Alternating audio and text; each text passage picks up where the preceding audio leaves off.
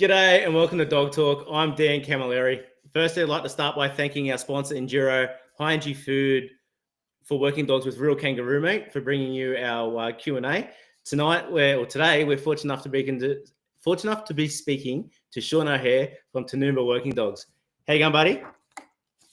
G'day, mate. Well, thank you. Thanks very much for having me on.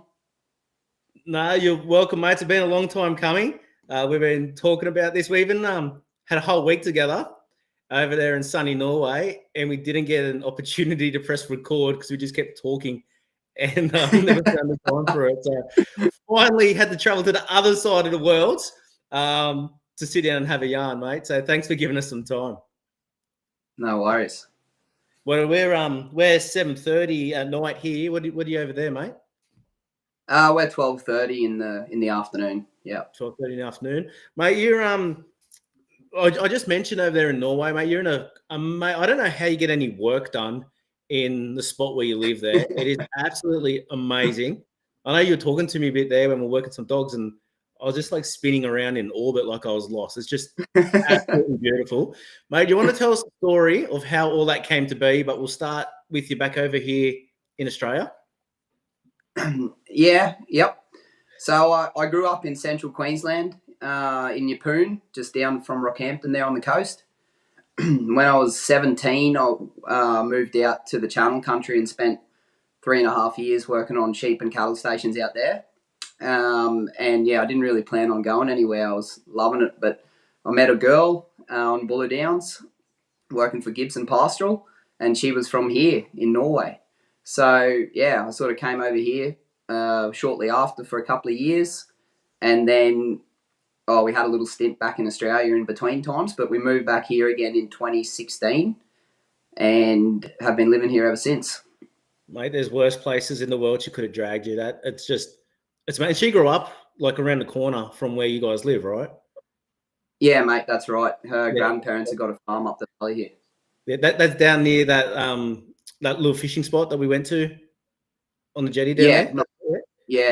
Not far from there. Yeah. Yeah, no, that's cool, mate. And growing up in Yeppoon, where'd your love for livestock come from? Well, I grew up on a little fruit farm about 10k out of Yeppoon. Dad and Mum used to farm, vegetables and fruit and berries and different stuff, and we had some cattle as well. So Mum's family, they come from the bush, fancy yard builders and property owners and stuff. And then I guess my love for livestock and animals just started very young. We had some dogs and some chooks and some cattle, and I just, used to mess around with them and have some fun. And when I was about 9, I reckon, I'd been riding horses a little bit, but Dad took me up to a mate of his place up at Millman. Bonavista was the property, a fellow called Graham Ward. And we got really stuck into the horses when I was about 9. I used to go up there each weekend and ride young horses with Wardy and sort of learn from him. So I guess the stories that he told from all his travels around the Territory and West Australia and the Cape and Queensland and that, I guess they cultivated a lot, like a yearning in me to go out and try that life. So yeah, I went to boarding school at the Rockhampton Grammar School, and all my mates were from the bush. So I guess, yeah, just was meant to be. Yeah, that's so cool, mate. And tell us, like, how, when you went out there, you didn't have dogs when you went into the Channel Country to start with? Yeah, I did. I started when I was 4, we got a cattle dog, Wolfhound Mastiff bitch, and she sort of became mine. Used to do a bit of hunting with her and used to get her to work the cows a little bit, swing off some cows more than anything. But yeah, she wasn't too bad. And then when I got to about 9 and started traveling up to Wardy's place, he had some collie dogs and some collie kelpie dogs. So then I got to see, herding dogs working. So then when I was about 13 or 14, I got my first collie pup off a fella called Stan Dunkley, an old bloke that helped me a lot over at Quarrel, just not far away, and got a second bitch when I was about 17 or so. So I took those 2 with me to the Channel Country. And how did that go, jumping in the country compared to what you'd already done? It didn't go real well. Yeah. It was not too bad on. It wasn't too bad on the cattle, but Mount Margaret Station was the first place I worked on, and they had around 65,000 merino wethers in real rocky hills. And my dogs hadn't done a lot on sheep, and especially not that sort of sheep. And they sort of, I wasn't very handy with the dogs. I used to just send them, and yeah, sort of lost a lot of sheep and that. So that's why I transferred over to Kelpies, really, just because my boss out there had Kelpie dogs that could do the job pretty well. So I thought this was the go. I need to Yeah. get some of these. So yeah, I got a pup off him, and that's how the Kelpies started. And talked about meeting your missus out there on a property. Like, you were more interested in your stock and your dogs than you were women back then, right? Yeah, that's funnily enough. I think that's the reason I won her over. It was a bit by accident.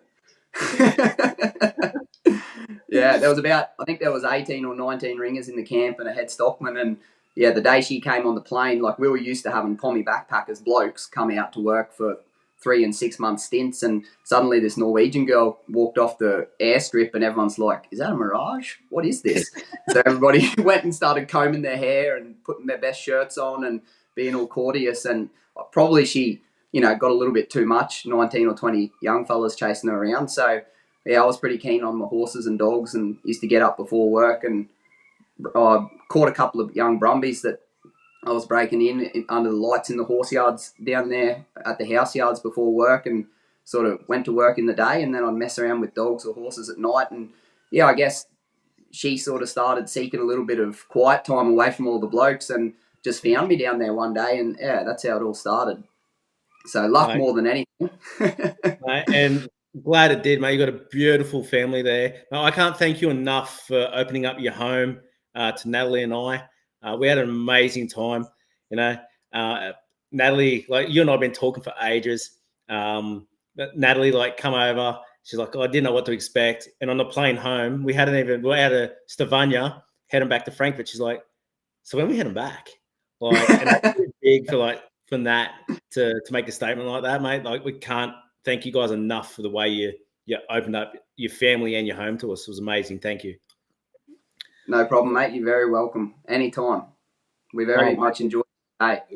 She's in the background. She can hear. I think she's already looking at flights. So, mate, so you come back. You come to back to Norway. You do a couple of other things. You come back to Australia. When you come back to Norway the first time?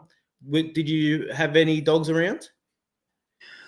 No, so I came over here initially for a month just to suss the joint out. We'd sort of had 6 months apart where my wife Maya had moved back to start her university studies, and I continued back working for the Gibsons. So after 6 months and the visas and everything had worked itself out, I came over for a month for a holiday just to, see what this place was. I don't think I'd even heard of Norway before I met her. So then, yeah, after that month, I worked out that I could move back over here and make a go of it while she studied. So I went back to Australia for 3 or 4 months and waited for a different type of visa, and I just went up to Wardy's place and was sort of breaking in horses with him and riding some horses and that and working on their place. Then when I moved back here, that was in around 2011, I reckon. Then I had a fair bit of trouble getting a job, simply because I couldn't speak the language. I had no trade. There was quite a downturn in the job market after the financial crisis. So I ended up having to offer my services for free to a fella, and he took me up on it for a month. I said, listen, just give us a go. And anyway, he took me up on it. So I started working in a precast concrete factory. And at the same time, my wife's uncle had a border collie bitch who never switched on to stock. So he gave her to me, and we had some chooks, and I used to mess around with her on the chooks. And that was sort of my first dog that I had over here. Yeah. Mate, and you mentioned about not speaking the language there, and I don't know any Norwegian, but from what I heard you speak there only a few weeks ago, mate, it's pretty suave. Like, you're all over it now. Yeah. We're going to talk about your dedication to your dogs, but mate, the dedication you put in to just coming into a new country, but actually learning the culture and the language was pretty amazing too. Like, you're not a bloke that does things by halves. No, you're right about that. So, well, like, you're You're right, Kigo. No, I figured pretty early on, like when I was working in that concrete factory, plus when I was out, at my wife's grandparents' farm and stuff, that if you couldn't speak the language, you really couldn't immerse yourself and really find out what these fellas knew about. Like, I mean, a lot of the younger generation, they can all speak English, but the older generation, they can speak a little bit of English, but not enough that you really get to suck up their knowledge. And so I guess that was probably the biggest motivation for me to try to start learning the language, was because I saw that these people had something to say that I didn't know, myself, and I wanted to learn. Not to mention, my boss in the concrete factory, he'd say, go and get a sledgehammer. I'd bring a bloody crowbar and he'd nearly whack me over the head with it. And so he was a pretty tough fella. And yeah, it didn't take me long to work out the names of the different tools.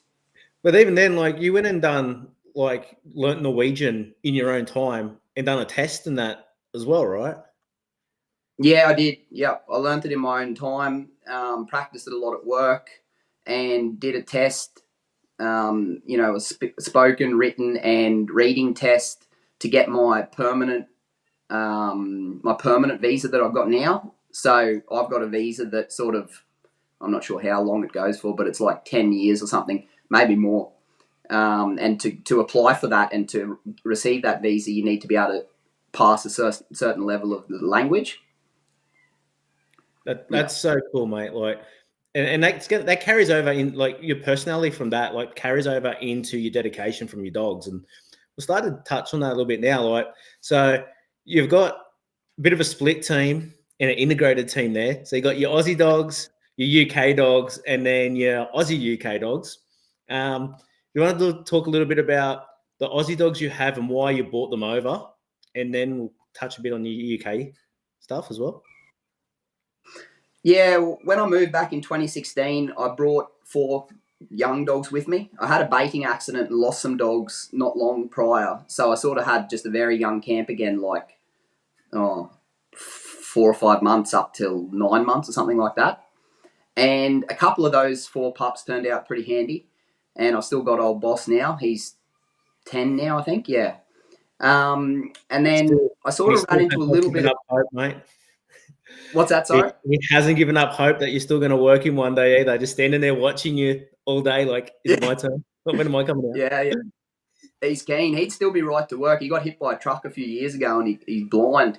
Like, he can sort of see a couple of meters, but yeah, he runs into things when he's galloping. So, but no, he's perfectly fit otherwise. Yeah, pretty amazing. Cool dog. But yeah, so I sort of around that 2021, yeah, I lost a couple of dogs on the hill, and a bitch that I had wouldn't breed, and just a little bit of stuff, and I sort of ran into the situation where I didn't have any options for breeding. So I ended up buying a bitch off my mate Adam Roble from down at Denman, and that sort of started me out with a slightly different type of dog, but a dog that I'm going forward with now. So my Aussie dogs are, yeah, a little bit of Adam stuff and Glenn Faber stuff, Capri stuff, with a touch of my old blood still in them. And yeah, I've also got some pups here by Clint Pickering Cyrus, collie dog, down there at Minduran. So yeah, that's sort of the Aussie dog camp. And then in the UK dogs, I sort of got into the UK trialing about 3 years ago, but I became interested in it probably 4 years ago. Well, I didn't get into it 3 years ago. I bought my first collie pup 3 years ago. Really got into it last year, but yeah, I got interested in it because I saw that there was something to gain from what those people could do with the dogs, and that interested me. And I'm sure you could, I've got Aussie dogs that I can run a UK course with, but they are different. So, you're never going to be highly competitive putting that sort of dog in that sort of style trial. So I bought a little border collie bitch off Paddy Fanning from Ireland, and yeah, and now I've got a second one from him. And then I got a red dog pup here locally. He's bred here in Norway for like quite a few generations. Comes from UK stuff, but like a long way back. And I really got him because Introduce the big fella, mate. He's the favourite, the best dog I saw in Norway. And I've been Cash. speaking to everybody about him since I've been back. I have people ringing me, asking me about this dog. Yeah, tell us a bit about him. Well, mate, I saw his uncle go on the hill, and there was something different about him. He was a lot more independent than the UK dogs that I hadn't seen previously. Very athletic, leggy dog, and smooth as a cat in the terrain. And I thought, there's something about that dog. So when his sister had pups, I rang the lady who owns the sister, and I said, listen, I'd like to get a pup. So I went there, and they were sort of like 14 weeks when I got there, and there was 3 or 4 left, and I chose Cash just because he was the best headed, calmest pup of the 4 that were left. And he's a beauty. Like he's only just turned 2, and he's, for most jobs, he's my main dog. Yeah. I got no doubt you could bring that dog back over here and do not just your paddock work or your bush work. You could get him out and get in the yards, work different types of stock. Mate, I think he's a very versatile dog, and you're doing a great job with him.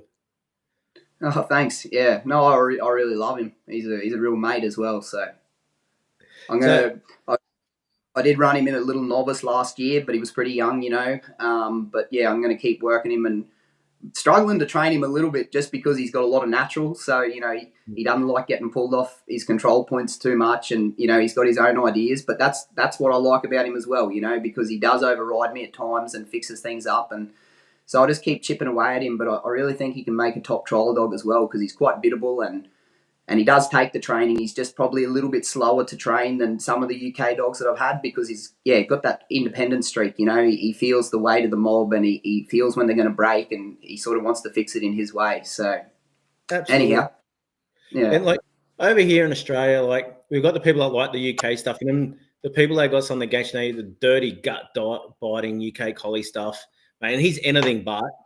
But for someone that's worked with a lot of different UK collies now, like what's your take on what you're seeing over there? Well, it's a good question. It's really hard to answer properly because you're always generalising no matter how you answer a question. Absolutely. But the modern trend for the UK dogs now, and this is not for every person breeding UK dogs, but this is like as a generalisation, they are focused more into the trialling and attributes that you need to put up a good run on a big course and straight lines and 90-degree corners and stuff like that.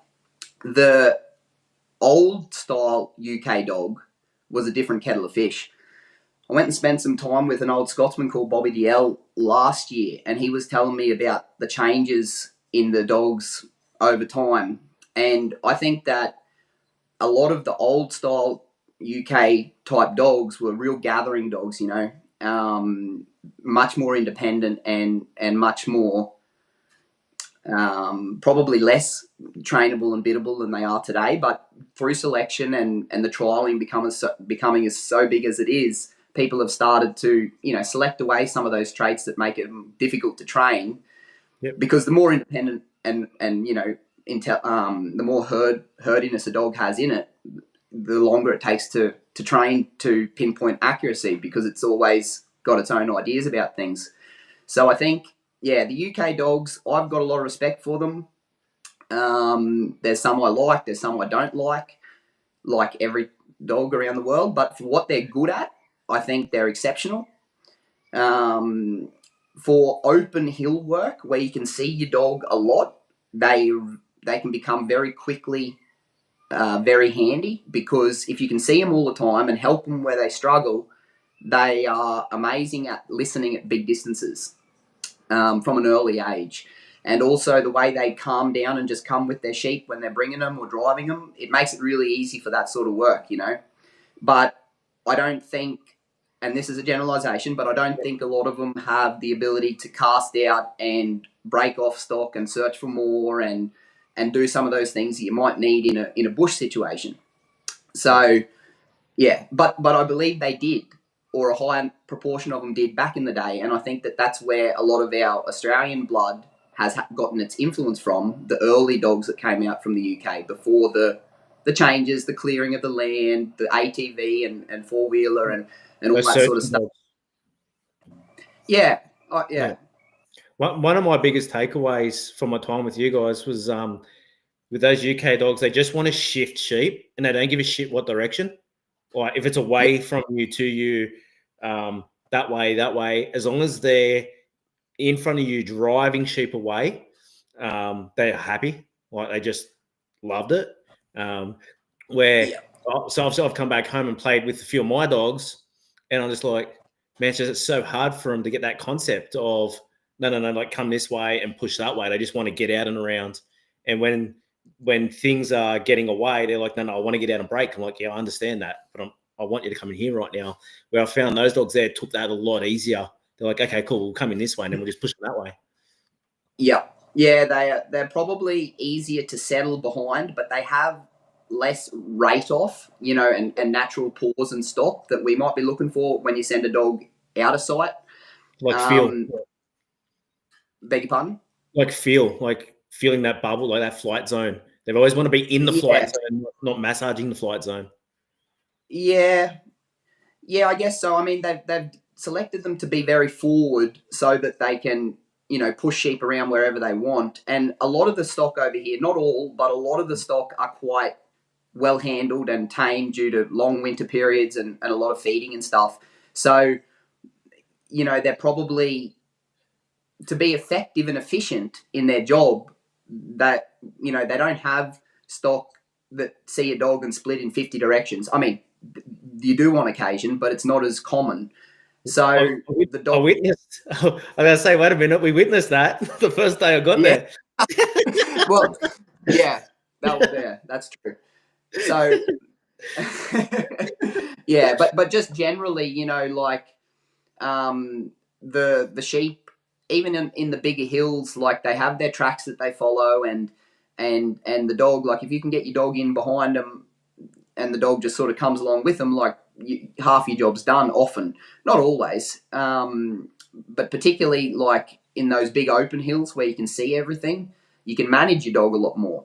Yeah. And due to the fact that they've selected them for walking onto their stock, which it makes it very efficient to do their trials, they don't have that ability to stop and rate off and wait and all that. I mean, some do, but to a much lesser degree than a lot of the Australian dogs. And that's one of the things that I think would make it difficult for an Australian dog to be very competitive in their trial, because the Aussie dog generally is not coming forward onto his stock from behind as much. He sort of like touches them and cruises over here, but then he might just want to stop and just sum things up. And, he's sort of just wanting to touch that flight zone a little bit in a different way and give that stock more relief.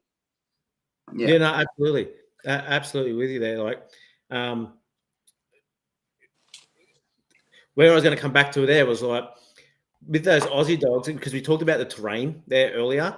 How do you think with the style of the Aussie dogs, and I'm fortunate enough to see, like you mentioned, the dogs you have there from Adam and Clinton. I was very fortunate enough to work with you with a lot of those bloodline there.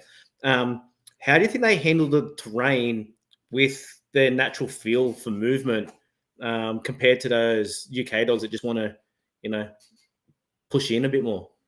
You reckon? Yeah, it's interesting. So some of the first dogs I brought over here were the type of dog that didn't have enough direct walk in for this type of terrain. So they tried to use movement to create movement.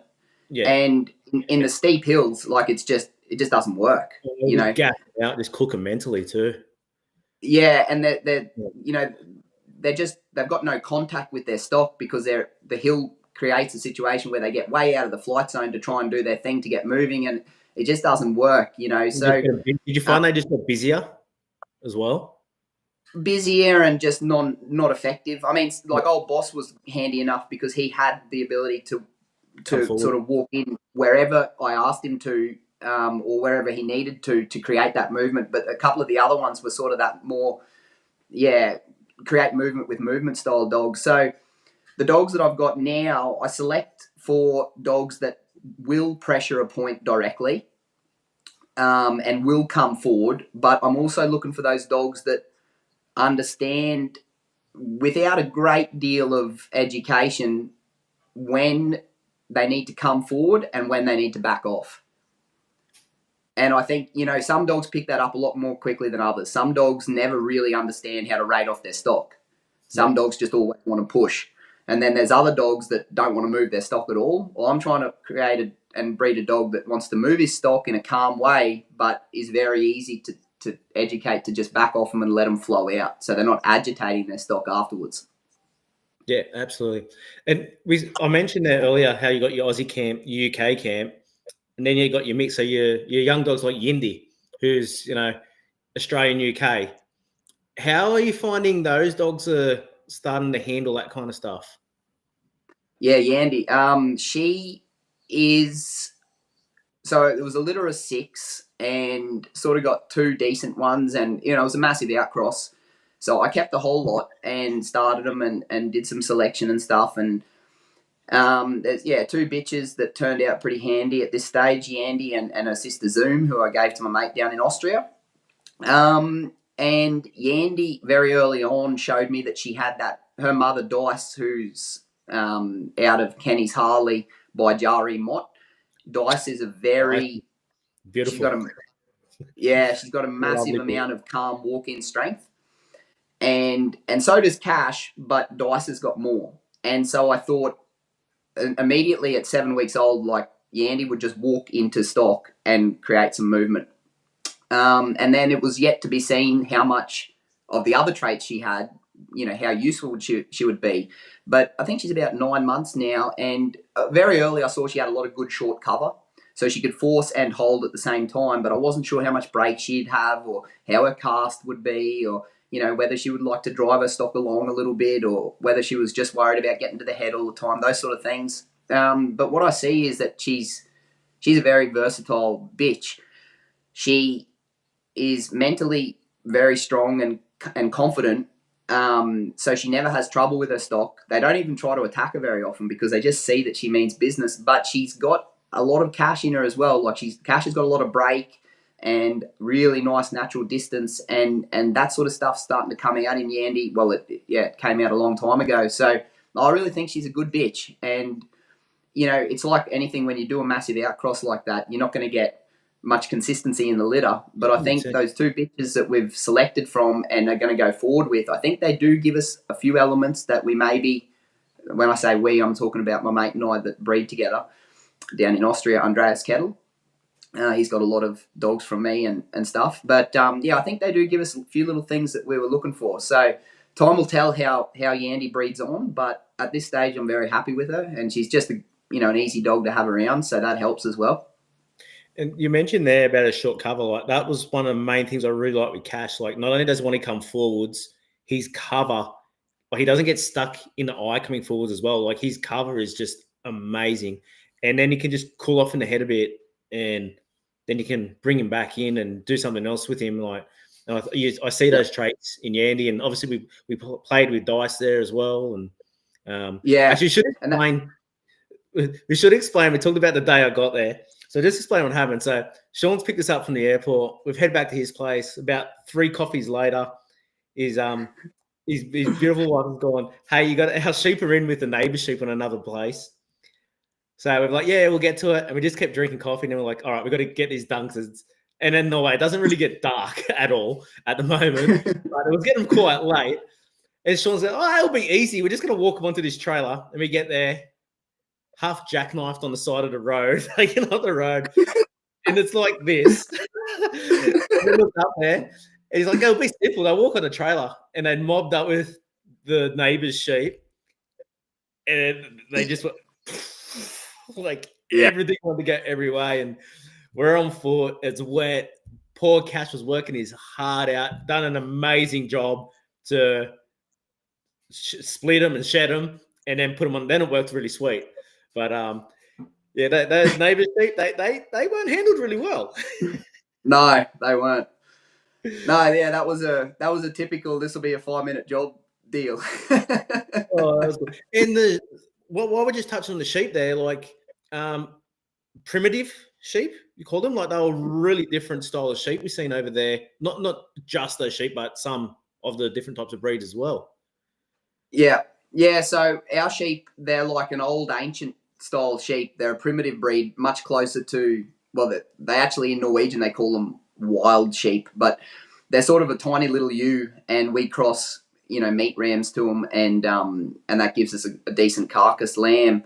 And the reason we have them is because they can survive off nothing, and a lot of the hill that I've got here, it's not utilised by other farmers because it's hard to muster because it's full of trees and very steep, and you can't see what's happening. Plus, they're larger breed of sheep. They don't get enough nutrition out of the grass and herbages and bushes, whereas these little old Norwegian sheep, they eat everything, bark and herbage and all that sort of stuff. So that's why we've got them, and they can be challenging little buggers, because they make camps, and they're sort of much more like a goat than a sheep. And when you'll be mustering them, oftentimes if they haven't seen you for 8 months, you won't just send your dog and think, oh, it'll be right. You might just let them, run back to their camp and gather up, and rather beat them off their camp, because otherwise they'll just split and run and jump. And they know the terrain because they've been living there the whole time, but the dog doesn't know it as well. So they'll have little tracks and burrows and that. But I like them because they do give me some good challenge for my dogs, and they show up what dogs can do and can't. And yeah, they're just hardy and can survive off very little feed. So it suits our operation. And then on the flip side, I hope your neighbour's not listening. You got someone like your neighbour who's handling well-handled meat sheep. The whole week we were there with you, they were, I don't know, marking. I'm not sure what they were doing, but again, start to take the different pasture. But there were like 5 or 6 people handling these sheep the whole time, of what you or I could have done with one dog. Like, goes to show, even when you have well-handled sheep, how much easier your job could have been. Doing we're working dogs, just watching them going, no wonder they're fit. Like, Well, the problem is that fella, he's got a, I've said to him for about 5 years, when are you going to get a dog? And he just always replies, well, I don't need a dog because I've got a Martin. And Martin's his good mate that goes mustering in the hills with him, and he's as fit and can just run all day. So this neighbour, he just sends Martin left, right and centre up the hills and does all his gathering. So anyway, that's how they want to do it. But yeah, it's pretty fun. They get out there with all the neighbours and uncles and aunties and grandchildren and grandparents and everybody just to move a few sheep about. Oh, mate, it was, they would have, it would have cost the food bill for the week, would have cost them a fortune to feed everyone. And, hey, just touching on one thing that you brought up, which I'd forgotten to bring up with the cross I did with Dice to Cash. One of Cash's traits that I admire highly is his cool-mindedness. So, and that's something that's been allowed him to be able to function for me at a very young age with a minimal of training and education. And that was one of the things that I thought could add in a little bit to the Aussie type dogs I've got. Not that they're ratty-minded by any means, they're calm-minded dogs, but in stressful situations, they might sometimes make a little bit too much, noise about things, not barking, but make too much of some situation and then not be able to calm himself down and back off quickly. At a young age, I mean, I'm not mean when they're educated and older dogs, whereas Cash from an early age, he was able to change gears very quickly. Like could be in full cover and force mode, and then in an instant just drop down and just, okay, everything's under control. So that's something that I really wanted to put in a little bit to my dogs, and I see that Yandy and Zoom have both got that, and I hope that I can bring that forward in the next generation. Yeah, spot on, mate. Absolutely. You and I'm trying to keep this down to like an hour if we can, because we could be here for 3. Well, after a week, we were still talking bloody dogs on the phone while I'm on the phone, we're still messaging. So I want to try and keep people into it here, but we'll get on to the training in a sec. But you've mentioned trialing a couple of times. So over there's like over here, we've got our yards, our utility, our 3 sheep, our cattle, whatever. One type of trialing and 3 stages. Is that right? Yeah. Well, In Norway here, there's 3 stages. In the UK, there's probably 2. Well, it's sort of like you've got. Would you like me to explain it a little bit? Yeah, absolutely. Yeah. So you've got your nursery trials, and they're basically like an open, but they're just for dogs under 3 years old. So And just to clarify, so we're ISD S. S. I always stuff this up. Yeah, Yeah. cool. Yeah. Yeah. So for anyone that's not following, Got, yeah, sorry. yeah, you've got your nursery trials for your young dogs, and they're like an open, but just not the big course because they're inexperienced dogs. You know, I mean, as far as I know, at least here in Norway, there's no nursery trial with a 800-meter or 1,000-meter outrun, for example. But it's the same sort of a deal. You've got your different obstacles. You know, you've got an outrun and a lift and a fetch, and then you've got to drive the stock around through some hurdles, and then you've got to pen them, and then you've got to shed them. In some nurseries, you don't have a shed. It just depends how it is. And then you've got your opens, which is sort of the same deal, but you've got a lot bigger distance on your outrun and bigger drives, longer drives, that sort of stuff. And then you'll have, it's different from trial to trial, but you could have a shed and then a pen. A shed's where you take off, for instance, 2 from 3.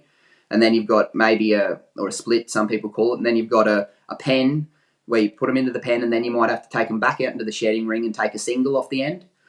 And then you've got your international or your double lift finals, which are where you've got 2 outruns. So they put 2 bunches of sheep in different places up on the paddock, and you first send your dog around one lot, bring them down through your gates, stop them there, send your dog back and bring the next lot, and then you drive the whole lot around the course, and then you do what you call an international shed, where they'll shed off 5 from the 20, I think it is, and put those 5 into a pen. And then you might have a single after that, yeah. But that's only for finals, big finals. Yeah. And a lot of those drives so you got your gather, but then a lot of them are cross drives. So you might drive through gates this way and then cross drive across that way, back out through a set of gates that way. Correct? Yeah. So you'll sort of do your fetch to you, and then you'll drive straight away from you through a set of gates, a cross drive straight across you, and then a fetch back to you. And it's sort of, in that regard, like, it resembles a lot of your necessity for working on the hills here. If you can see your dog and your sheep and you can do those sort of maneuvers, you really save yourself a lot of time and effort, because quite often it's so steep and rugged that you can't just bring the sheep straight to you. You might have to cross drive them across to find a track or get around that, ravine or whatever it is. So in that regard, the ISDS trial is something that is, like, it definitely resembles a lot of the work that happens in the hills, for sure. Actually, we can touch on that. Remember when we took those sheep out and let them go in the forest to join up where you already had the sheep, and then from the car park where we were, you drove them up and around the mountain and then across and let them, I want them to start in that particular area because they're probably going to migrate down. Well, there's an example of what you just did in the trial, right? Exactly, yeah. If we couldn't drive those sheep that distance, we would have had to push them up there on foot, and it's steep and it's wet, and it's just efficient to be able to use your dogs in that way. Okay, well, I mentioned that. Do you want to explain what we did with your sheep there, what they're doing there, and then how you get them back? Yeah, so we drove a little trailer load up that I can't remember. Oh, they were those ones that got out that caused us trouble getting in with them. Yeah. So I've got my sheep hefted, which means that they are used to living on a certain spot on a hill together in their little family group, and I put ewe lambs each year, or hogs the next year, up into the same area, so they sort of get territorial over an area. No fencing, no. Those particular sheep, they lived around that backside of that mountain previously, so when we drove them up there, we just let them out of the trailer and drove them up that track all the way around behind the mountain there, and then let them settle there, and that's sort of where they'll live for the summer. I do have some GPS collars on a small percentage of my sheep, just to see on a map on my phone, is everything okay? Like, there's not been a stray dog and all the sheep have ended up somewhere or another, because it would show up. And then, they sort of live up there normally from about the start of May or first week of May till, I muster them in September and slaughter the lambs, any ram lambs and any ewe lambs that are not getting bred on with. And then I leave my ewes up there for another couple of months. And they sort of, get up there and hang about until the snow comes. So some years I've actually had them there till Christmas. and then we'll head up and muster them down, and then bring them down to the lowlands for sort of like December to just after lambing in April. Yeah.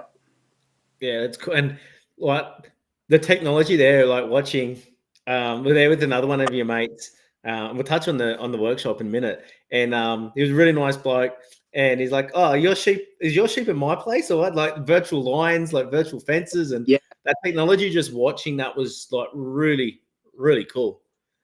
Yeah, that's I got asked to do a couple of projects for this company called No Fence, which is a virtual fencing technology company. I believe it's the first one in the world to create that technology. Now Gallagher and others are also doing it. It's a Norwegian-based company, and basically in that project, every single sheep has a collar that they wear with a box underneath like that, and it's got solar panels in the side and a battery. And the collar is made up of a chain that goes up their neck and then a rubber strap on top. And it's basically like training a dog, like it's got a beeper sound, so you can make your map on your telephone app, and then you move the sheep into that paddock once they're already physically there. And then when they're approaching the boundary of the virtual fence, they start to hear a beeping sound, and if they continue, then they get an electric shock like an electric fence. Stim, yeah. And you sort of need to do about 7 to 10 days training in a fenced paddock first. And then, after that, they're right. So I'm actually doing some projects for the council and some other private groups around here just to graze down land, which is otherwise, just growing suckers and bushes and stuff. Because it's the fencing here in this country, like it's pretty hard to believe. But it's like my granddad's a fencer and yarn builder, and some of the fences I put up, like I try and do them good, but I think to myself, man, he'd roll over in his grave if he saw some of this stuff because it's just so up and down and roundabout. My grandfather was the most bodgiest Maltese fencer you ever met. We were always fixing fences on his cattle feedlot, and it looked like, compared to the fencing I saw in Norway, it was like prestige. Like it was mint. Oh, it's tough to fence properly here.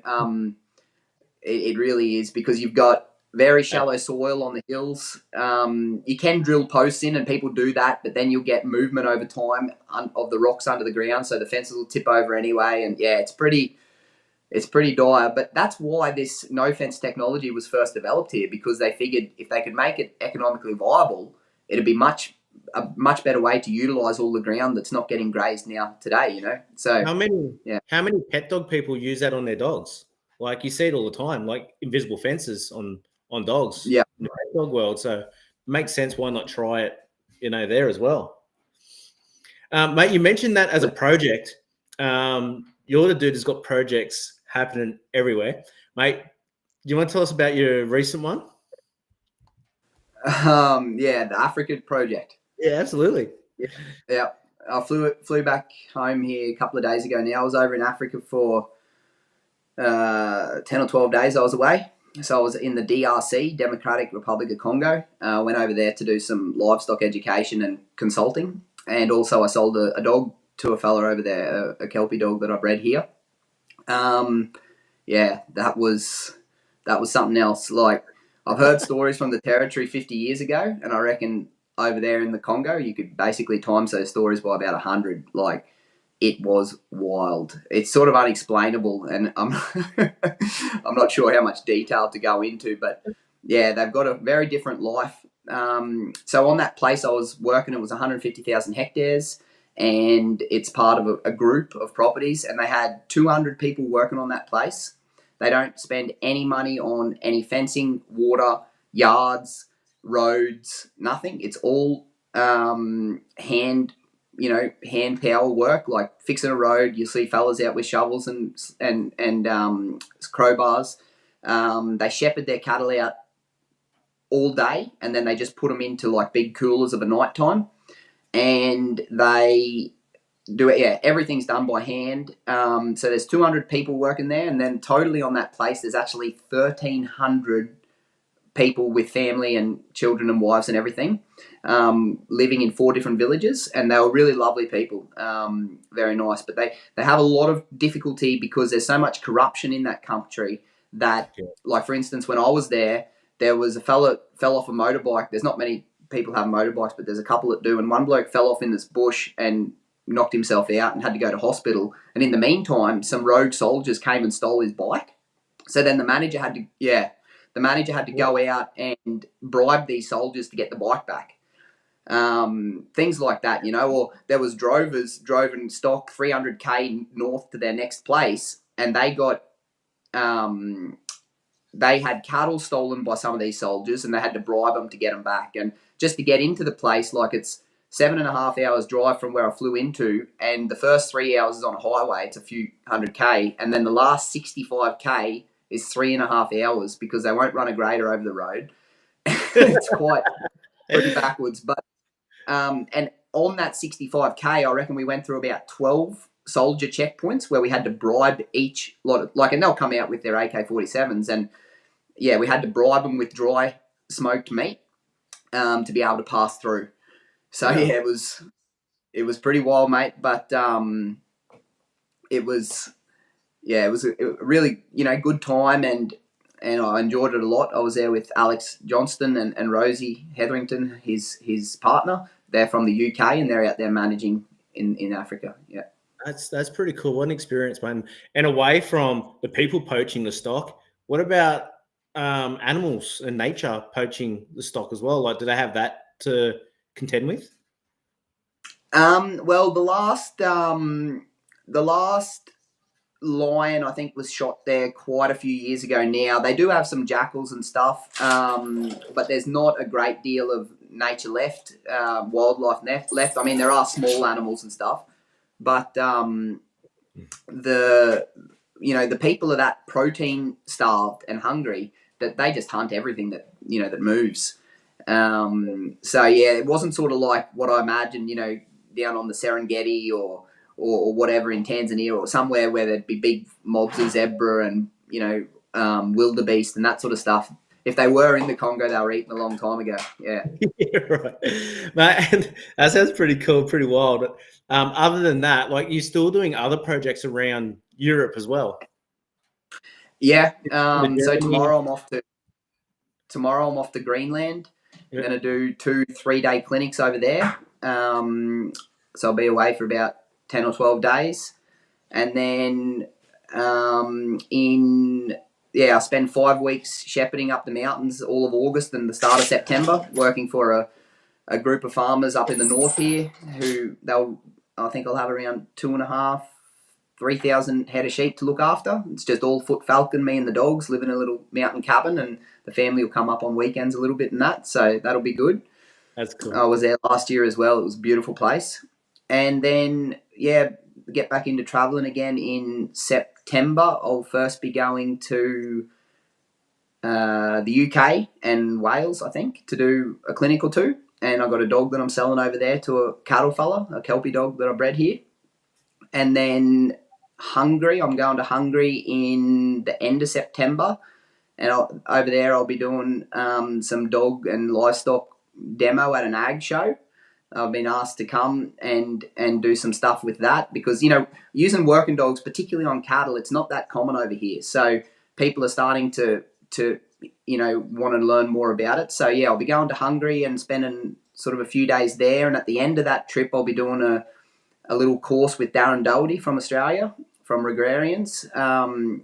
And then straight after that, Austria, break in some cattle there on a place with the dogs and sell a dog. Well, it'll be Andreas, my mate, who owns that dog, that'll be getting sold there. So it's pretty busy in the summer and autumn for me. And in between all that, I've got to muster my sheep down and slaughter the lambs. So my wife and I were looking at the calendar here last night and wondering how we're going to get it done. But I guess that's the nature of the beast. Mate, you got to tie in some of this traveling with the F1 calendar, just to keep it going a bit, right? What's the F1 calendar? Oh man, I'm totally into Formula One. I love watching Formula One. Like, that's what you would have seen me ducking off there, having a look at who's racing where and what's happening. Yeah, like, right. You use that as an excuse to say, "Oh, I'm going to go work over here and watch Formula One." But no, it's cool. Yeah. Talking a little bit about the training in a moment. So obviously we come over there. like I said, the hospitality was second to none. We done workshop over there with a lot of locals. Some people travelled from some quite distances as well. Even done a bit of damage to lent vehicles and caravans and whatnot, trying to get to your joint.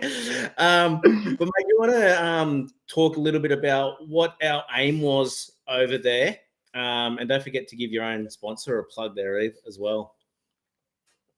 Yeah. So firstly, a big thanks to VIP Dog Food and Dogwear for sponsoring the demo weekend we did and looking after me with the dogs. I really appreciate that.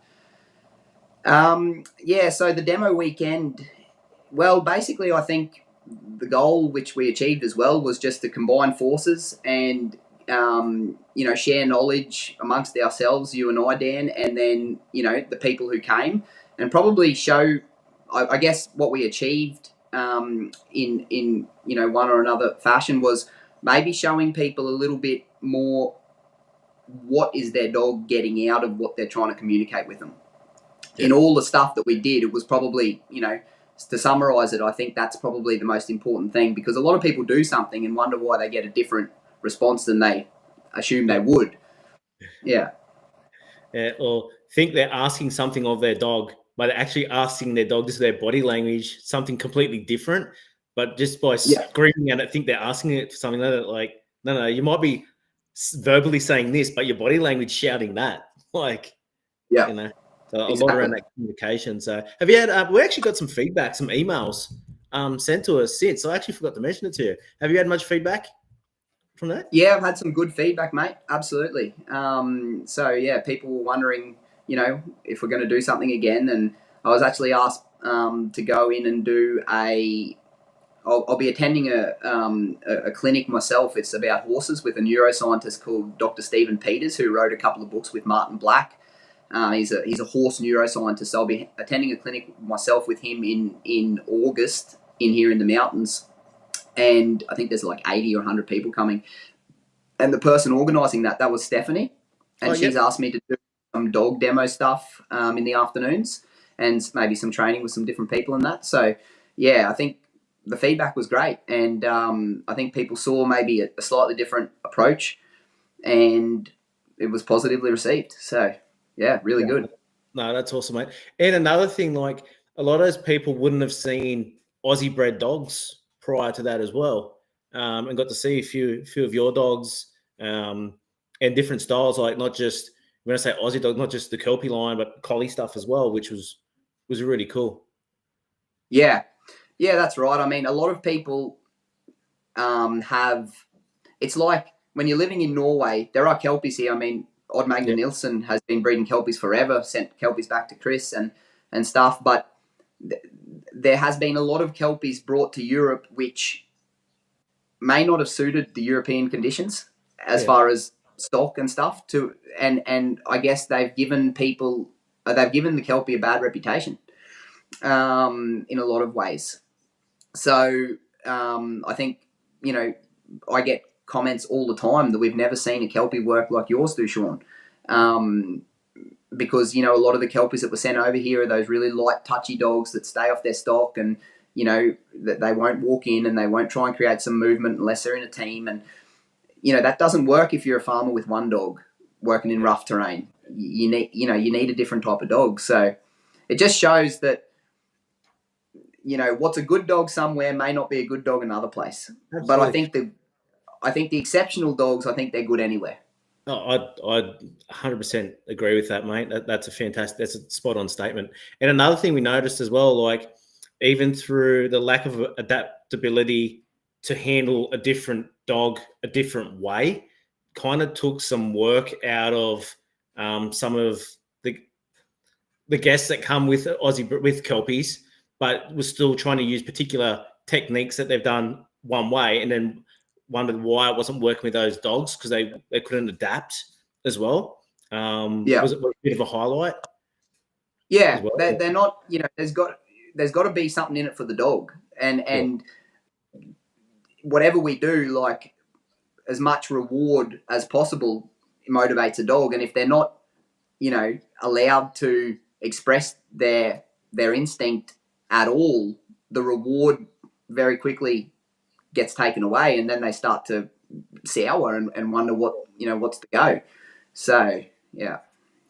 That said, and the reason I made that statement because I want to lead into where we're going to go now with some training. Like, obviously, you've got your Aussie stuff and how you initially developed, and then you've come over to Norway, got some real good contacts there that have bred the UK, dog for a long, long time.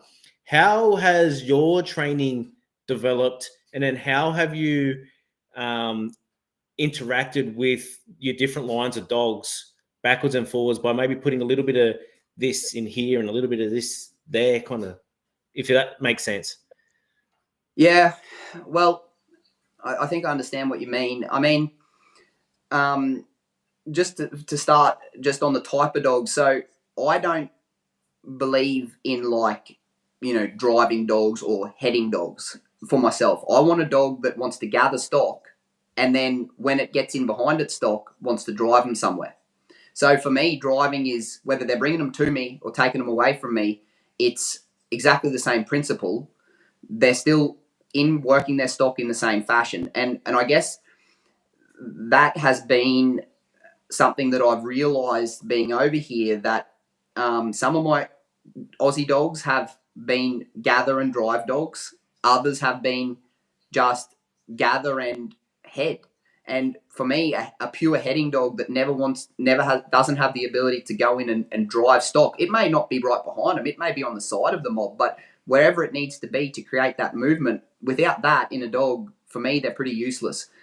I mean, of course, a lead dog on a mob of cattle back in Australia, that could be a handy dog in a certain situation, but the amount of times I would need that, even when I was thinking about being back home, is not that much. And maybe, in the instance that you do need that, you might just change your position on the mob yourself and help the cattle in that way. But I do hear a lot of people say, oh, my dog keeps going to the head. And then people will say, well, you go to the front of the stock and just let your dog bring them to you.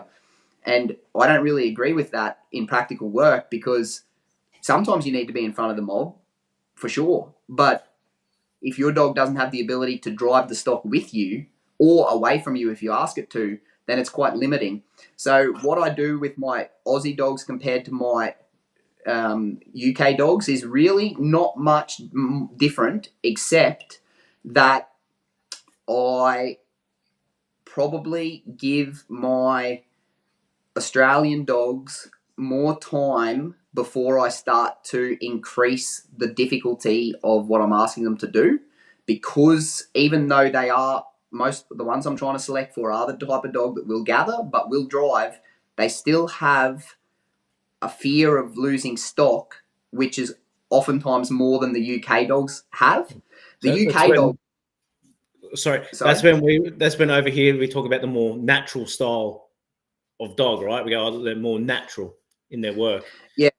So just for instance, when I ask one of my Kelpies to come in and drive sheep away from me, if those sheep start running, that Kelpie will get very stressed and want to head those sheep to control them.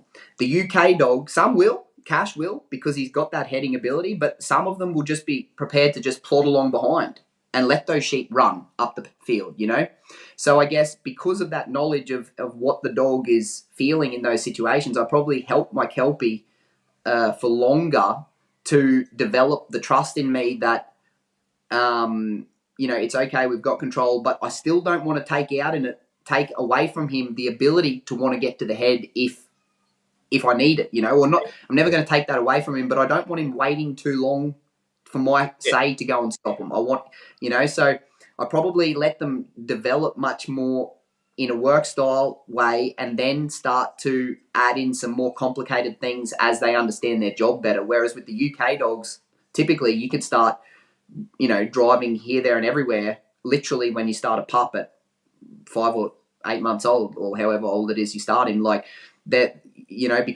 but it's also expectation of work, like if you're prepared to be whistling at your dogs all the time, you can make a Kelpie into a very obedient robotic dog if you just train him like that. But I'm trying to keep all the independence in him that he has, because I know there's a day when I won't be able to see my sheep and I'll need him to do his job, And just would just tidy that up for some people that might not understand as well. Like, no one had ever challenged me to think like that before. And when you talk about driving, what Sean's referring to there is even if the dog's on point of balance and bringing those stock towards us, all right, we call it balancing, but ultimately the dog is driving. That's what the dog believes it's doing. And it doesn't matter whether it's to us, away from us, sideways, this way. Anytime that dog is pushing sheep, it's driving. Just to help out people that might not understand that concept. Yeah, well, I've actually realised that balance or point of control, it's the relationship between the dog and the stock. Yes, when they're pups, if we start in an Australian style way, we'll have them balancing to us, as we say. But ultimately, whether they're balancing to us or balancing away from us, they're still balancing on that point of control and working their mob in a direction. They're balancing to a flight zone, like wherever it may be. They're and balance requires lateral movement and forward and backward movement, to create a steady flow in a direction. So, yeah, I guess that term for me has actually grown in my mind due to influences. Jonas Gustafsson was probably a big one, a Swedish dude, really, really good old dog handler, been in the UK a lot. And he was actually the one that first alerted me to the fact that balance, Sean, is the relationship between the dog and the stock. Think about this for a minute. And when I started to think about it, I thought, you know what, he's right. Because when I had an educated dog back in the bush in Australia and we were driving a mob along, that dog would be balancing in a driving position, whether he was on the wing or on the tail or on the head, depending on what the stock were doing. If the stock were galloping, he'd be on the head. But he was still balancing the stock. I might have been in his picture, giving him a direction and a speed, but he was working the stock. He wasn't working the stock to me. He was balancing them in the direction we were taking them, So, yeah. No, I love it. Like I said, that concept had never really been mentioned to me before. And then we started, like, I don't know, we were up stupid hours every night, but just talking about stuff. And it really got me thinking a lot more. And, like, you know what I'm like? I'm all about what's the dog thinking all the time. Mm-hmm. And that just added to that. No, that was really cool. And one thing that anyone that knows me, I hate putting leads on dogs. Like, I just don't like doing it, and I don't like training dogs on long leads.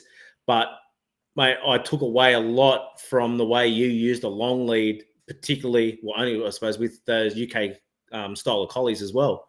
Do you want to explain a little? Obviously, that's a concept that you had to open up to as well, coming from Central Queensland over into Norway. Do you want to explain a bit how you use long lead? Yeah, so the long lead is a brilliant tool to manage a dog without putting any emotion into him that you don't wish him to have. So, there's lots of different ways of putting pressure on a dog or whatever, and some of them create a negative emotion, some of them create a tension emotion, positive, whatever. The long lead is a way to manage him until he calms down without having to put a pressure on him, which might create a different emotion and therefore response than what we want. So the UK dogs particularly are often sucked into their stock when they're young. So when stock will break, their natural inclination will be to suck tight into them and not give a nice clean movement, but a tight one and might maybe grab them or something. But it's not actually their instinct. And that's the big realization I've made. Their instinct is different to what they display early on, but what they display is being covered up by an adrenaline and a bit of tension and a bit of excitement, which didn't let their instinct come out. So by using the lead and just, beg your pardon? Lacking clarity in those in those threshold moments where it's just like, just they can't think. There's no cohesion happening any here because everything's too excitable for them. Yep. So by using that long line as a management tool, you can like the ultimate thing with the UK dog, I've realised, well, any dog is, but particularly a UK dog, is once they calm down, their natural instinct expresses itself. So the long lead, I use it now to manage them until they calm down, and then they start to offer me all sorts of behaviours that I didn't even realise they had. So it's like before I used to try and train them to do stuff. Now I just try and get them to relax and calm down until they start to show me what they've got. And then, yes, I'll do some education in other ways as well to help them with little things that they might need help with. But before I used to go out and train outruns. Now I don't train an outrun with the UK dog until the end, because once he knows how to balance his sheep and he calms down, his natural distance will come out. You get him working right. When you go to send him on an outrun at the end, poof, away he'll go and he'll do it beautifully. And when he gets to the sheep, he already is educated to work them. Whereas if you're training outruns in the beginning, quite often you're going to have to get after that dog a fair bit, and he might be a long way away or too further than you would like him to be able to enforce what you're asking for. And so you're just going through this period of a real struggle in his mind that's not even often necessary, So I probably, Bobby DL and Jonas Gustafsson have, made a massive difference on the way I think. Probably what they've given me are some tools that relate very much back to my mindset with the horses that I learned off my old mentor, Graham Ward, as a kid. About getting them right in the mind, and then everything else will flow on from that. Those two old fellas, that's what they're all about. And I'm very lucky to have met them. And yeah, they've really given me some good tools to be able to help those dogs to express what they actually have of instinct. And the dogs now are becoming much more versatile and independent because of a different approach to them. Talking about approaches, do you want to tell us what that slogan was above one of those mentors' doors? Yeah, Wardy's door. Yeah, it's just the old frustration begins where knowledge ends. Yeah. And wasn't there another one? Oh, sorry. What was the other? I know what it was, but there was another line there that you were just hammered into you as a young fella about moving stock or how we're going to do this. I love that. I use that. I think about that a lot and use that not just with the way I educate a dog, but the way we're educating the stock, even the way I talk to my kids, everything. Like, explain that. Yeah. So, Wardy, he grew up around horses as a kid and had a pretty tough start, like a lot of people did back in those days. Like, he was drove in the Blood Bullock when he was 10-year-old from the DPI, all up around to all the properties out in the bush by himself and that. And there was an old fella called Archie Trott who was his mentor. And Wardy's had a lot of influence from the Hunts, like Ray Hunt and the Dorances and stuff, in latter life with his horses. But in the beginning, this Archie Trott was one of his mentors, and he distinctly remembers the day he went up to Wardy. Wardy went up to Archie, and there was this rain course in this yard, and Wardy said to Archie, how are you going to break that one in? And he just looked down at Wardy and he said, without fear, boy. And so that's what Wardy would say to me, all the time. Like, when we got an issue with this dog, horse, cow, whatever, how are we going to get it done without fear? And, I think that's shaped me from a little kid, because as soon as fear starts entering the picture, something else degrades. And I'm not saying that we don't need to be able to chastise, but there's a difference between putting fear into an animal and just telling him when he's wrong. That's right. And you're not talking about the fear of us as a human. We're talking about the fear in the animal. Absolutely. Yeah. It's the fear of the animal in the animal, of course. Like, not just using compulsion and pressure all the time. Like, giving it an escape. Like, give it something to look for. Well, that's right. And I mean, you see how many dogs and horses fall through the cracks, and people blame the animal, and that's the human way. But most times, not always, but most times, it's the human not adjusting and fitting the animal they're working with. And I've got a perfect example with that Sierra, that bitch I bought off Paddy. I bought her as a pup. She's just over 2 now, and I started training her with the knowledge I had, and I got her sort of trained to commands and stuff, but I didn't have her working good. I didn't have her calm, and the longer I had been working her and trying to educate her, the worse she was getting. And I thought, like, there's something going on here. Like, I need more knowledge, because I'm running into a brick wall. And blokes were telling me to sell her, people that had seen her at our little sheepdog club and stuff like that. And I was like, no, I'm not selling her, because first of all, I see some good things in her. And second of all, I don't know how to train this dog. So I'm not going to sell one I don't know how to train, because how am I ever going to get better? She's a lot of dog. Yeah. Anyway, so I went first to Bobby and watched him train dogs. I didn't have her with me, and then I travelled down to Jonas in January this year. On my way down to Germany, I was down there for 5 weeks doing a cow calf breaking job and selling a dog. Anyway, stopped into Jonas Gustafsson in Sweden. Did 2 days, maybe 2-hour lessons a day with a couple of dogs, and he showed me some little subtle differences. Not a huge difference from what I was doing, but some little critical subtle things. Mate, I haven't had that bitch out since you were here, but I did do a fair bit between January and then. And then I haven't had her out since you were here, which was a couple of months ago now, nearly. No, sorry. I had her out when you were here, but that was just once or twice. But yeah, there's sort of been 2 months since I've done anything with her. I brought her out to the cage here 3 days ago. I mean, when I say out, she's been run every day and stuff, but I haven't worked her. Yeah. I came back from Africa and I brought her out of a kennel and started doing some work with her on the sheep, and she's changed completely. I used to not think she had a lot of natural instinct in different ways. Suddenly, by teaching her to relax and calm down, she's starting to show me all these cool moves and expressing softness and feel and caution and things that I didn't even know she had. And so I guess that's my point. Like, I could have sold her and that would have been that. And I could have blamed her for being an idiot. But really, she's the best thing that's ever happened to me because she's shown me the importance of really adjusting to your dog and getting them to calm down and relax. Once they do that, their DNA starts to download and they can express what they've got, you know? No, absolutely. I'm really looking forward to when you send me the Sierra Cash Pup. Oh, it's going to be really cool. well, that's the thing, mate. I got to touch on that. So, growing up in Australia with big mobs and stuff, the work would calm the dog. Yeah. They don't learn when they're tired, but they learn from being tired, right?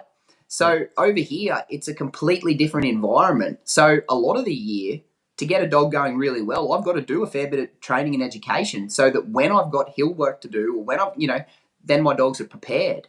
And if you're messing around on mobs or trainer sheep and stuff a lot, you don't have the work to get your dog to calm down by himself. And I guess that's been the biggest learning for me, how to get control like I would like, but as much independence as possible without miles of work every day of the year like I used to back in the Channel Country. And that's when that fine line of obedience versus manners comes in as well, right? Like with those particular dogs, if you don't have the work for them, and I actually had this discussion at this trial today. Someone mentioned, "Oh, geez, your dog's obedient." I said, "Oh, not really. Ask it to sit. It's going to look at you and stare at you." I said, "But they've got extremely good manners, right?" And that's where that difference is, because those particular dogs, if you don't have the work for them, but you have to get in their mind somehow. But if you go too far, well, now you got that dog's looking at you going, "What do you want me to do?" Where if you just have the manners on those particular style of dogs, they're like, "Okay, cool. So I know we're going to do this now, but I can go and do that." And you can take that edge off because they're not running the miles like you just mentioned. Yep, that's right. That is exactly right. So it's, that's one of the reasons why there is a lot of, emphasis placed on dog training in the UK and Europe and stuff compared to maybe Australia, because a lot of people, they need a handy dog for their type of job, but they don't have daily work to get him handy. Yeah. Yeah. And there's more and more people in Australia in that situation as well, right? But yeah. 100%. I was just thinking when you said that, I was thinking about like the quote, like some of the stuff we went through, the psychology stuff. And I was thinking about the quadrants, and I was thinking never use the word punishment in Europe ever again. Discipline. Totally taken out of context. Yeah, mate, they can take things out of context, the old Euros, but they're all right at the same time. Well, I'm married. But you've mentioned some like really well-known names in Europe. What are some of the biggest takeaways you've seen from, the Fannings, all these different people, the Evans that you're speaking to? Like, what are some of the biggest takeaways you found, or have you found something common in their ethos across the board?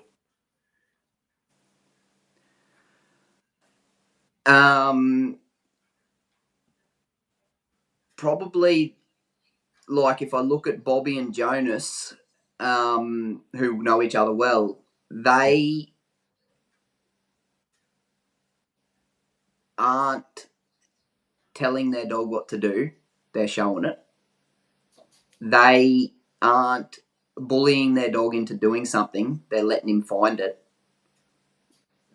They are trying to set up situations to educate him, not tell him to do something. And they both want a dog who, by the end of his education, is thinking 100% and very relaxed and calm in his work.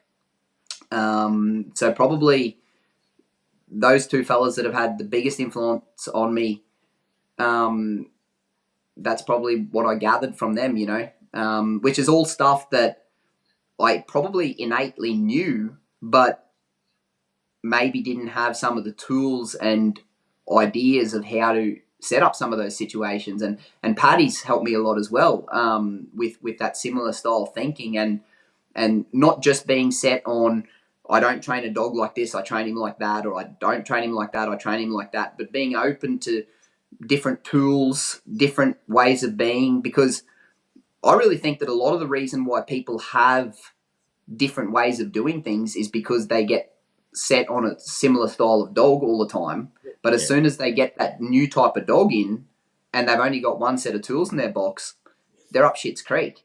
So, and then the dog's the problem, and he might be, but very high chance that if the person had the ability to adjust to him, well, maybe he might make a dog. So I guess, just lifelong learning as always, like Wardy started me with it, and those other fellas I'm talking about, just keep learning, keep practicing, be dedicated.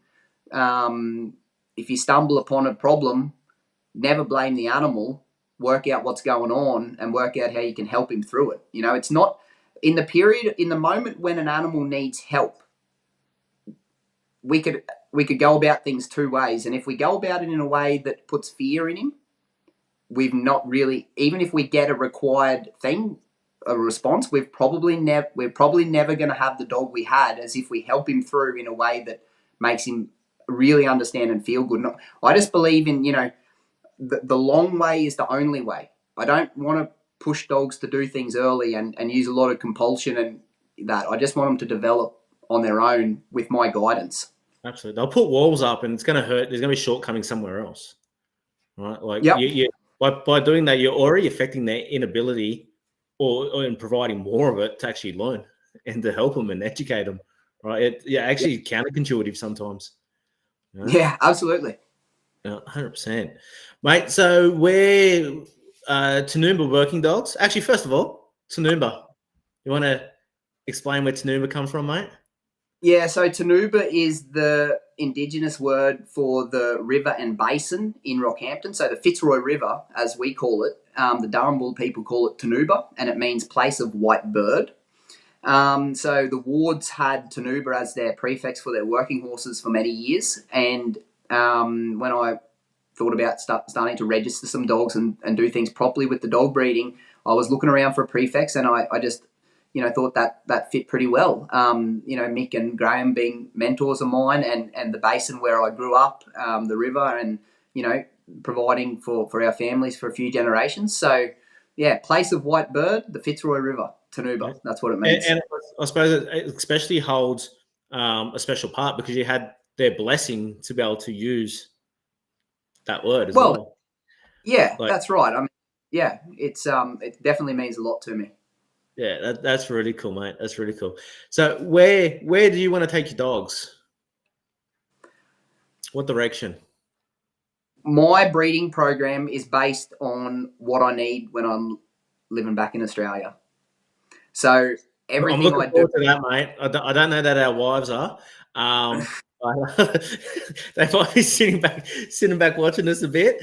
But I'm really looking forward to that. Yeah, I just keep trying to the best of my ability, select on dogs that I know are going to be doing what I need in Australia, but still be good, useful dogs here. The reason why I say that is because, I do a bit of cattle work every now and again, but I'm not doing a ton of cattle work. But I'm using that as a selection criteria when I do get to cattle on, some of the things that cattle show a dog is about or not. The most of what I do is sheep on hills. But I assess them, all the time, and basically I'm trying to breed a dog that is got a huge amount of calm strength and mental fortitude, but as much natural ability as possible. To say it quickly, that's probably it. Mate, I think you're well on the way to heading in that direction. And like I said, you don't do things by halves. So you get your head in there. And you're doing a great job, mate. I thoroughly enjoyed, I've mentioned, not just hanging out with you guys, but watching your dogs, working with you and your dogs. I honestly believe you're going to reach those goals, and you're well on your way there already, mate. So really looking forward to see what you actually bring back to Australia. And hopefully by that time, that pup that you're going to breed for me, it will be a couple of years old then, and I can do some justice and see it. Mate, we could keep going for ages, but it's getting out there now. And you both, we could be here for 6 hours. Really, really simple. We might start to wind down a little.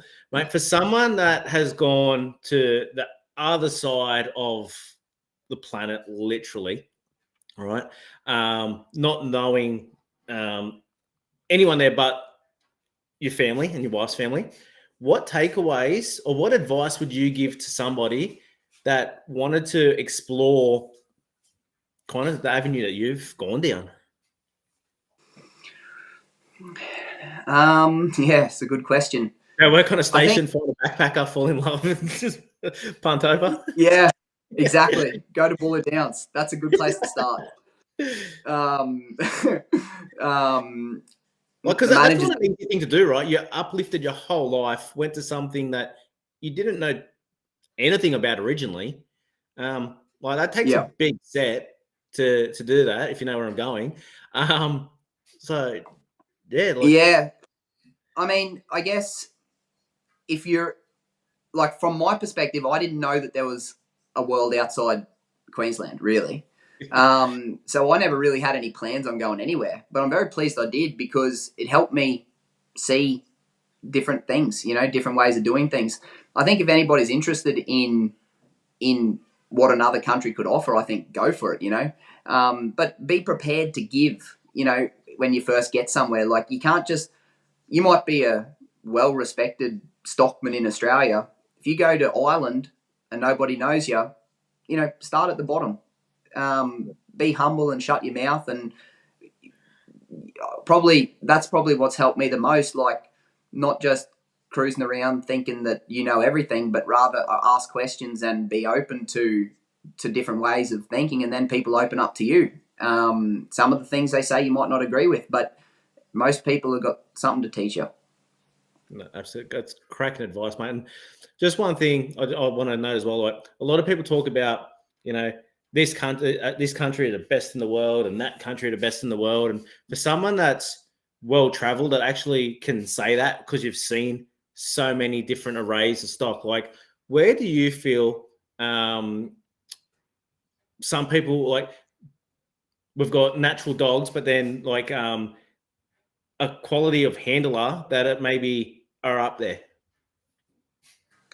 Sorry, could you repeat that question? What did you mean? How, like, we'll hear a lot, like, the best handlers in the world are in New Zealand, or they're over here, or wherever they may be. For someone that's so well traveled, where are some of the best handlers you've seen? Believe it or not, in Little Norway. When I moved here, I saw like 15, 16-year-old kids doing stuff with dogs at big distances, and I thought to myself, I'm missing something. Like, it was unbelievable. Now, granted, they're running a biddable type dog, and they've got the culture of the training and everything else, but there are good dog handlers in every country. Absolutely. But for the little population in this country, and the amount of this country which is under snow 8 months of the year, the level of handling is absurdly high. I mean, the Norwegians win the world trial every year, but I'm not just talking about on trial. Well, have done many years. I'm not just talking about trialing. I'm also just talking about like farm and hill work.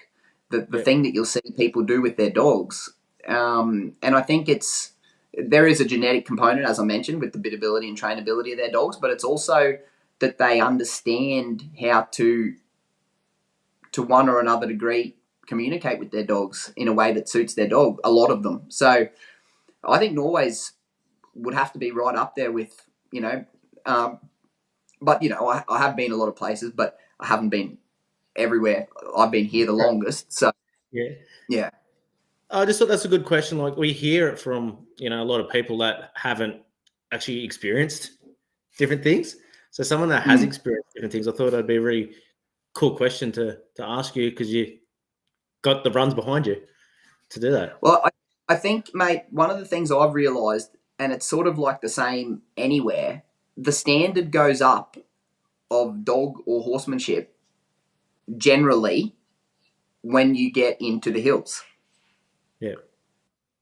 Because if you're late on the hill, you can't spur him quicker and catch him up, right?